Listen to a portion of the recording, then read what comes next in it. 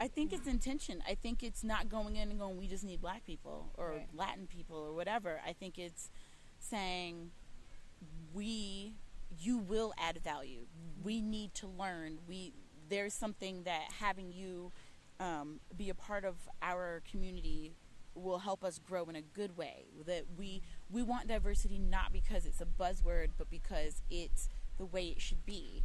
That we should be multifaceted, multicolored, multi-gendered. That's the only way you build positive, well-working communities. And I think also, but starting by making those changes in house. If you have the people in charge, if everybody's white, black people still aren't going to come because they're going to go, we're not even represented on your board. We're not even represented by who runs things. So why would we come to you? And also, you're not going to get us. If you want us to come in, but you don't know, there are cultural differences. It's always, I say stuff and people go, you're being stereotypical. And I'm like, no, listen, there are things that as a black woman and whatever we get or we do around, and it's like, that would be great that maybe white people don't do. It's just we have different things. So to kind of, but if you don't have interaction with people of color, you're just you will pick up a stereotype. You will go, oh, well, they like this. And it's like, no, why don't you ask, what would be some things you'd enjoy?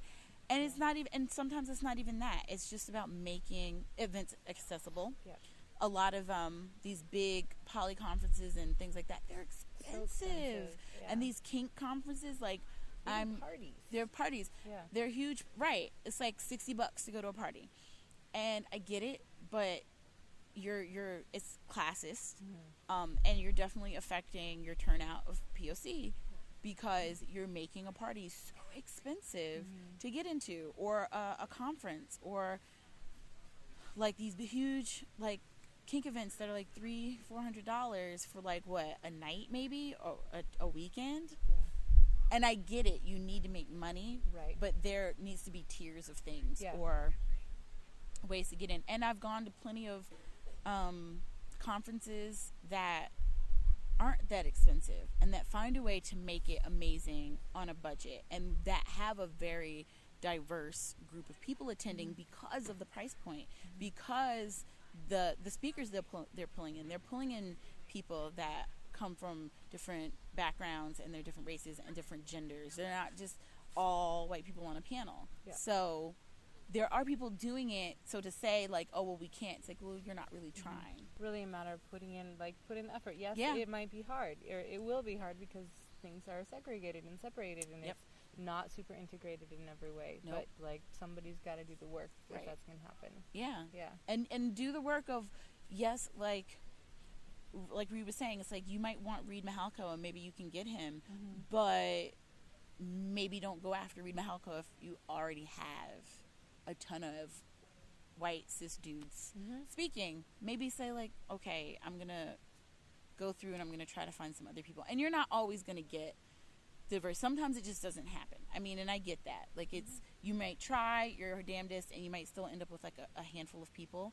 But then it's so you invite those people back next year and then you try to fill some other spaces. Slowly but surely. Right. Just, not giving up on it. Not giving up. And also realizing it's not wrong if you end up with mostly POC and only a few white people. It's just balancing a power structure that's always been skewed one way.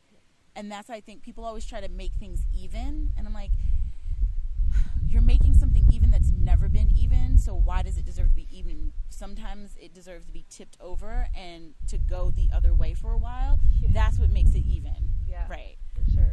And I don't think people want to do it. It's it sounds good, but they don't want to do it. It sounds good, but it looks scary or not comfortable. Not comfortable. And then this is where allies come in, because I feel if you can still throw an event and make all this money because people are still coming, all of those people aren't looking at this event and going, it's really white. And so they're paying money. If the allies that are attending the parties, if you are an ally and you look at an event and you go, there are no POC, there are no trans folk, there are no queer folk, there's nothing, I can't attend this.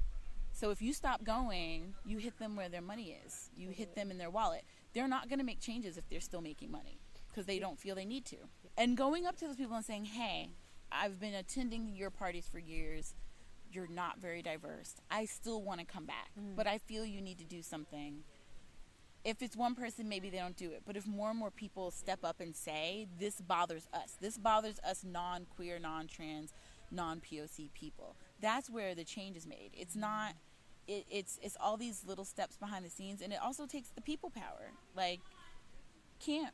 Reed is working really hard to try to get more POC to attend and doing different things to attend and going out there and going, has value, and what can he do to make it better, and pulling in Ida. But if he wasn't doing that, I wouldn't come back. If he wasn't making these strides, I wouldn't give him my money anymore, because I'm like, why? I'm not going to keep giving you money because it doesn't feel like a space for you. Exactly. Yeah. Or also, it doesn't matter how magical it is for me, that's not something I can support. It's not part of my value system to keep supporting something. If you're working on it and you're really truly working, I've got you. I'm still going to support you. If you're not doing anything to make change, then no, I'm not. I can't do that anymore.